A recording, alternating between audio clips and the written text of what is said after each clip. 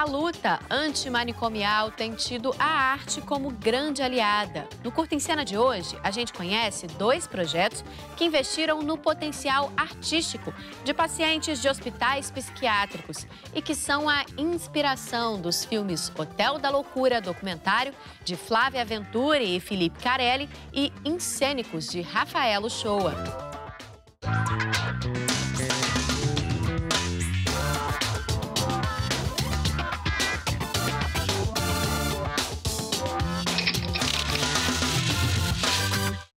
Olá, a gente está aqui com Flávia Venturi, uma das realizadoras do documentário Hotel da Loucura. O curta-metragem feito em 2014 mostra o projeto de mesmo nome, Hotel da Loucura, realizado pelo artista e psiquiatra Vitor Por Deus, que busca tratar, através da arte, os pacientes do Instituto Nise da Silveira, no Rio de Janeiro. Bem-vinda ao Curta em Cena, Flávia. Como que vocês tiveram a ideia de fazer um documentário sobre esse projeto? A ideia surgiu de um bate-papo entre eu e o Felipe, na época. Ele tinha entrevistado o Vitor e aí ele comentou comigo e aí tinha gostado do assunto e falou: eu vou precisar fazer alguma coisa com essa pessoa ainda. E aí eu também fiquei com a mesma ideia e passou um tempo. Aí eu precisei fazer o meu TCC, minha conclusão de curso, que eu estava me formando em jornalismo. E aí, conversando com ele, sem saber o que fazer, a gente teve a ideia e rolou, assim, meio que de repente. Eu morava em Ribeirão ainda, e aí tudo foi acontecendo e foi assim.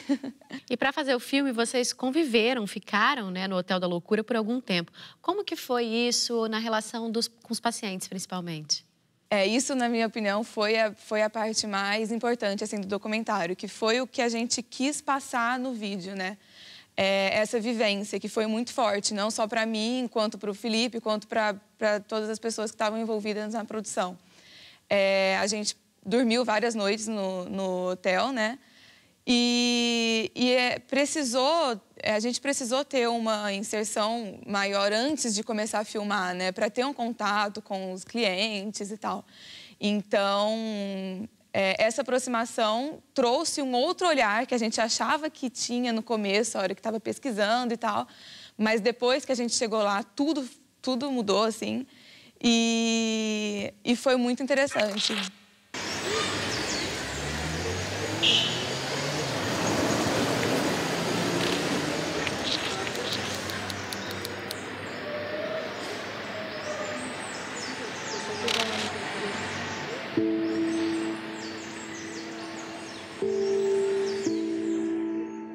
Eu sou usuário dos serviços e eu tive diagnóstico de esquizofrenia e sou de uma época que o tratamento era um tratamento muito, assim, de certa forma violento, sabe? Muito violento, eu acho. As camisas de força, a contenção física, o amarrar na cama, né? A contenção bruta. A doença mental, ela ainda tem muito tabu. Mudou alguma coisa a forma que você enxerga isso depois de você ter essa experiência? Com certeza, mudou muito. Falar sobre doença mental e sobre o tratamento da doença mental é uma coisa. Estudar é outra e viver é outra. É muito tênue a linha que tem entre a loucura e o que a gente chama de normal, né? Então, entrar no hospício, no que as pessoas chamam de hospício, e viver tudo aquilo, me fez ter, com certeza, um outro olhar, principalmente essa coisa da loucura, que a gente acha que as pessoas que estão lá são muito loucas e tal. E, na verdade, não é nada disso. Na verdade, quem está aqui que é um monte de maluco. Então, foi muito legal a experiência. É uma coisa muito delicada, né? Filmar dentro de um hospital com pessoas que estão passando por um tratamento. Como que vocês lidaram com essa questão para não infringir nenhuma regra, para não estender nenhum limite com essas pessoas? Foi delicado mesmo, assim. Até teve algumas entrevistas que a gente queria ter feito, não conseguiu, até porque tem alguns clientes lá que não conseguem nem falar direito, sabe? É difícil. E é difícil também se colocar como um profissional diante de uma coisa tão humana, sabe? Então, a gente precisou ter um contato maior antes de apertar o REC, óbvio. Então, a gente teve uma conversa anterior, procurou criar uma intimidade com esses clientes, até mesmo com os profissionais dali, para ter essa abertura, assim. Mas eles foram muito receptivos também, são pessoas tão normais quanto nós, né? Então, deu tudo muito certo. E pelo que vocês puderam perceber dessa experiência, qual a importância que esse trabalho com a arte tem no tratamento dessas pessoas? Toda, com certeza, assim. É muito louco, assim, falar sobre isso, porque é só vendo e sentindo, assim. Porque a gente que teve essa experiência, a gente foi várias vezes ao Hotel da Loucura e esteve ali, eu consegui ver clientes que não falavam no começo e não conseguiam fazer muita conexão. E depois de um tempo que eu voltei, a pessoa estava totalmente diferente, assim. E a gente consegue perceber o quanto eles estão se expressando, o quanto aquilo faz bem, o quanto eles estão botando para fora, sabe? Então, a arte, com certeza, foi e é essencial. O Hotel da Loucura, ele surge num momento, nessa busca, né, pela construção de um lugar que seja capaz de acolher as pessoas, né? Que seja capaz de permitir que as pessoas se manifestem, de permitir que as pessoas dialoguem, né? Que as pessoas encontrem um lugar onde elas possam dialogar sem medo, onde elas possam se enlouquecer sem medo, onde elas possam se colocar sem medo. E ele nasce, na verdade, do estudo da obra da doutora Anísia. E a Anísia fala: o que cura é a ausência de preconceito, né? O que cura é afeto incondicional. A gente está falando muito sobre como essa iniciativa transformou a vida das pessoas que estavam ali. E a sua vida, como que ela mudou? Nossa, mudou demais, demais, assim. Foi um momento, assim, que eu não consigo explicar, assim, o tanto que foi especial. E, na época, eu fiz um diário de bordo. Então, eu escrevia todos os dias o que estava acontecendo ali. E hoje eu leio, às vezes eu paro para ler assim e eu falo... que bom que eu pude participar dessa vivência, sabe? Que bom que a gente conseguiu se juntar e fazer uma coisa tão legal. Porque o que está ali no vídeo foi legal, é legal mostrar, mas, assim, é muito grande o que a gente aprendeu ali, sabe? E é uma pena que, enfim, que eu não estou mais ali, sabe? Mas, assim, a vivência foi muito importante. Você acha que a obra de vocês e obras com objetivos semelhantes ajudam o público a entender melhor e combater esse estigma com relação à doença mental? Sim, com certeza. Eu acho que... E fico até muito feliz, assim, de poder falar sobre isso e dar um espaço maior para isso, porque é ainda um tabu, né? É ainda uma coisa que as pessoas não entendem muito bem sobre o que é estar dentro de um hospital psiquiátrico. Então, poder mostrar isso e ter um olhar um pouco diferente sobre isso é muito bom, é muito importante e que venham outros e outros documentários sobre isso, porque isso precisa ser falado. O que me fascinava era o que acontecia dentro da cuca do esquizofrênico, debaixo daquele aspecto miserável de atoleimado, de demenciado, de alienado.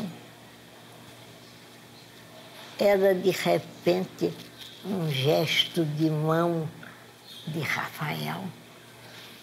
Estava doente desde os 16 anos, que urinava no chão e esfregava as mãos da urina. Mas ele fazia, de repente, um gesto. Eu digo, tem que ter alguma coisa por trás disso. Pois é, a Anísia, ela foi a inspiradora desse trabalho do Vitor e acredito que tenha sido também uma inspiradora para você quando você estava fazendo isso, né? Fazendo a pesquisa e rodando esse filme lá. O que é que você tira de mais inspirador nos conceitos dela e na obra dela? Eu acho que mais do que inspirador é humano, que eu acho que a Nise, ela teve muita coragem, sabe? De entrar num hospital psiquiátrico e fazer tudo que ela fez na época que ela fez, sabe? Então, ainda existem pessoas assim, querendo fazer tudo isso, mas hoje em dia eu acredito que esteja um pouco mais difícil. E ela foi um marco, assim, né? Na psiquiatria e na terapia ocupacional.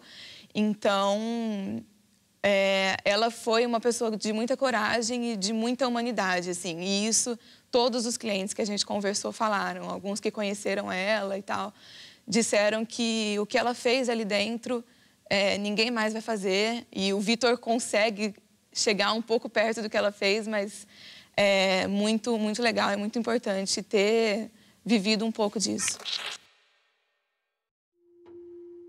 Doutora Nise da Silveira, uma mulher que estava à frente do seu tempo e que, quando chegou nesse hospital, um Engenho de Dentro, e soube do choque elétrico, a doutora Nise foi a primeira a dizer: não, eu não vou dar um choque elétrico nesse ser humano. E a doutora Nise se negou a fazer isso e foi para o departamento de terapia ocupacional, onde os pacientes lavavam as próprias latrinas, e ali ela começou a devolver a dignidade de um ser humano.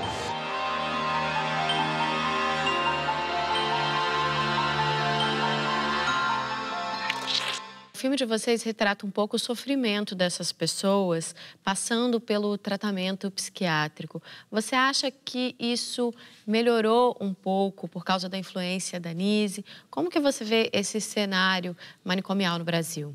Eu ainda vejo um pouco retrógrado, assim, infelizmente. O contato que eu tive foi só com esse hospital, né, particularmente. Mas mesmo ali, mesmo estando ali, era pequeno o grupo que fazia parte disso, sabe? E o Vitor tentava o tempo inteiro, e ainda tenta, né, trazer essas pessoas, tirar elas de trás da grade, assim. Isso era muito legal de ver, assim. Abrir realmente, literalmente, as grades do hospício e deixar as pessoas saírem e se sentirem pessoas, sabe? E, infelizmente, como isso não é um assunto muito falado, eu ainda vejo isso, assim, a gente ainda precisa falar muito sobre isso e precisa ser muito abordado isso. E ainda precisa entrar muita gente e descobrir muita coisa, porque a gente acha que não, mas, na minha opinião, ainda acontece muita coisa triste ali dentro. Flávia, obrigada, viu? O filme de vocês é muito importante. Espero que essa mensagem ela também alcance outras obras. Obrigada a você pelo convite. E nós vamos para um breve intervalo, mas antes a gente confere um trecho do filme Hotel da Loucura, da Flávia Venturi e de Felipe Carelli. Ator, atriz, companheiro, companheira, dia a dia. Venha logo, me deixe de bobagem, a arte é nossa linguagem de tecer cidadania. Venha logo, me deixe de bobagem, a arte é nossa linguagem de tecer cidadania. Qual a tua cor? Preto, vermelho ou amarelo? Importa não, vale mais tua vontade.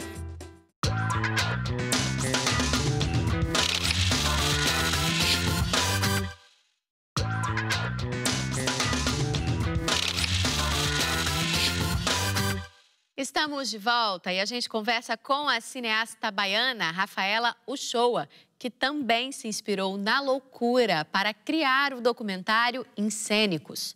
O curta apresenta um pouco da história do projeto de mesmo nome, que realiza teatro com internos e ex-internos do Hospital Juliano Moreira, em Salvador, e tem transformado a vida desses pacientes.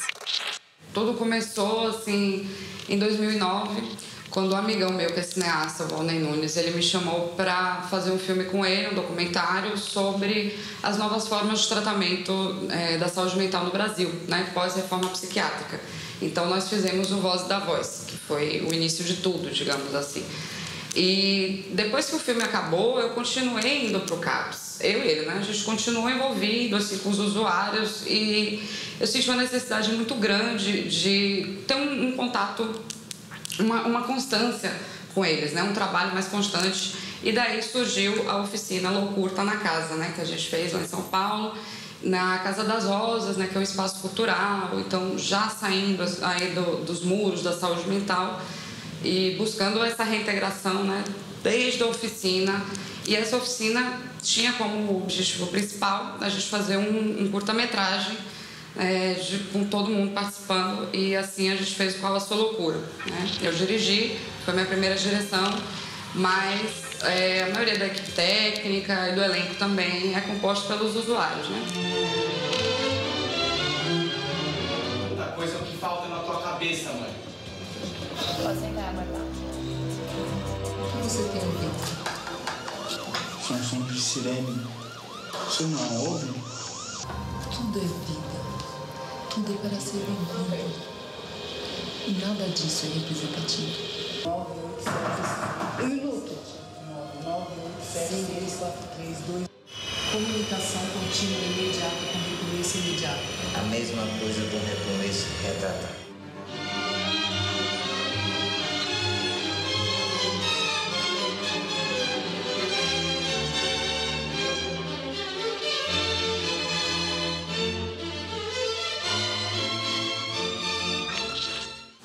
E aí começou a minha saga, digamos, com a loucura. Porque já era uma coisa que eu pesquisava, já era algo que eu lia muito sobre, né? Os filósofos, Foucault, Deleuze, e toda essa teoria sobre a loucura. Já era algo que me despertava muito interesse. Mas o encontro foi fundamental, assim, foi fundamental para me mudar completamente. Eu nunca mais fui a mesma pessoa depois desse abraço com a loucura, né? Porque, primeiro, eu acho que a loucura ela vem para abalar as estruturas, né? Ela nos faz sair da norma, de um padrão que nos ensinaram a seguir, né? E a loucura faz a gente questionar o que é normal, o que não é, e ainda desperta a gente para possibilidades de outras realidades, né? Então, eu acho muito curioso, assim, quando alguém fala que teve um delírio e viu tal coisa, ou ouviu tal coisa, pô, como é que eu vou falar que isso não existe, né? Que isso não é uma realidade para aquela pessoa? Como eu sempre transitei por alguns movimentos sociais, na luta antimanicomial eu me encontrei. Eu acho que é um movimento que engloba a diferença, né? Possibilitando que ela exista, não assim, através de uma igualdade, através de uma padronização, vamos ser todos desse jeito. Não, né? Cada um tem sua característica e todo mundo tem sua loucura, dentro e fora do CAPS. Então, foi um movimento que eu me apaixonei, né? Um movimento que busca dar autonomia para pessoas que ficaram trancafiadas em manicômios ao longo da história, né? Sem poder de voz, sem ter como viver a sua própria vida, né? Então, eu achei que eu vi no cinema, né, o instrumento que eu tinha nas mãos para ajudar as pessoas nesse despertar. Então, o cinema foi o jeito, assim, que eu achei também de dar voz para essas pessoas, levar essas vozes para quem não tem conhecimento e de alguma forma pode despertar junto, né? Qual é o problema que nós estamos tendo? Que de repente todos nós precisamos tomar medicamentos para nos acalmarmos, para prestarmos atenção. O Brasil está em primeiro lugar no consumo de Rivotril e em segundo no de Ritalina. Essas drogas, elas não curam a gente. Na verdade, quem está doente não é o todo doente, quem está doente é o sistema social.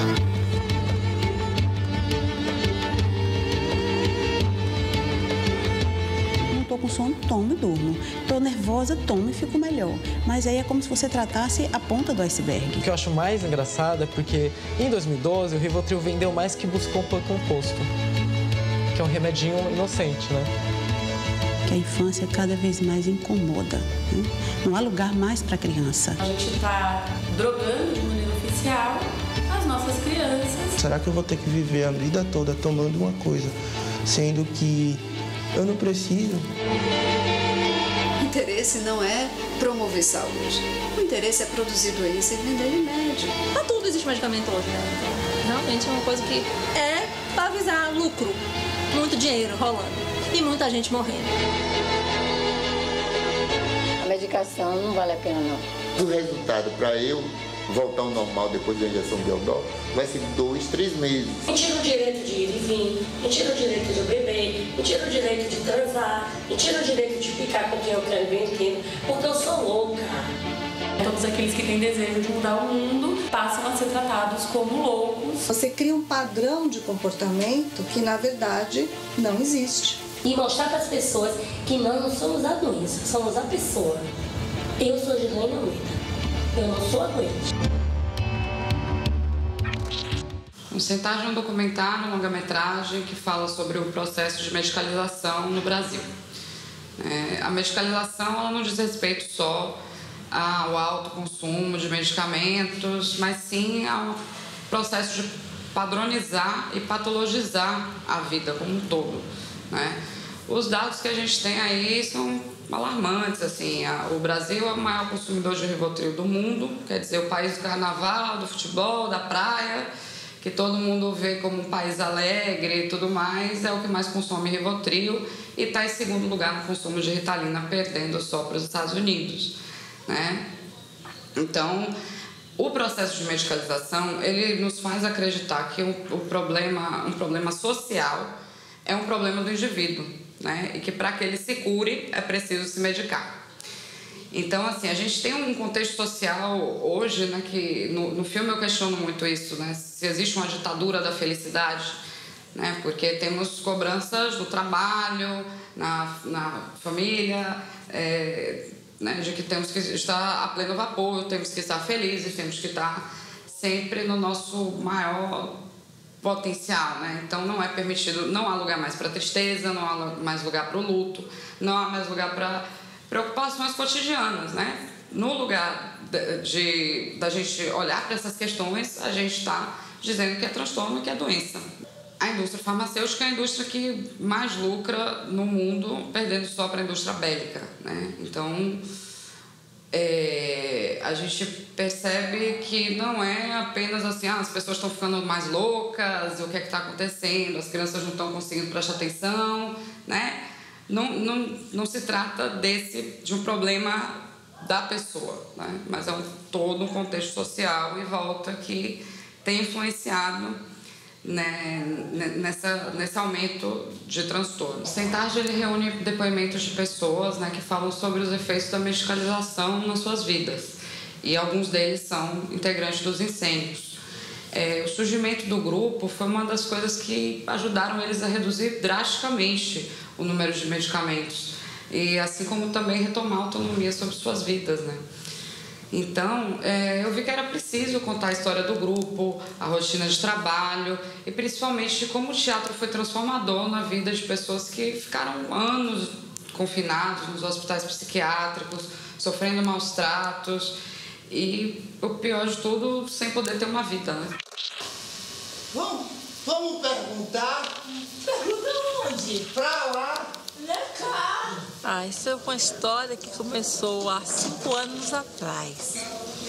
Eu era internada muitas vezes, fiquei muito tempo, parei 20 anos no hospital psiquiátrico, tomei choque, sofri muito nos hospitais psiquiátricos. Quando saí de lá, achei um amigo no CAPS que me convidou para fazer uma oficina de teatro.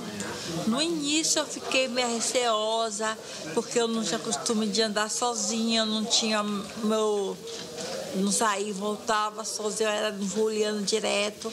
Mas depois eu fui saindo, arranjei uma residência terapêutica, um lugar para viver, um CAPS para frequentar. E aí fui melhorando meu autoestima. E o teatro foi me mostrando várias coisas, eu fui sendo iluminada. Que graças a Deus que hoje em dia, apesar de ter um passado muito doloroso, muito sofrimento, que eu não gosto nem de lembrar, mas a única coisa que me põe de pé é o teatro.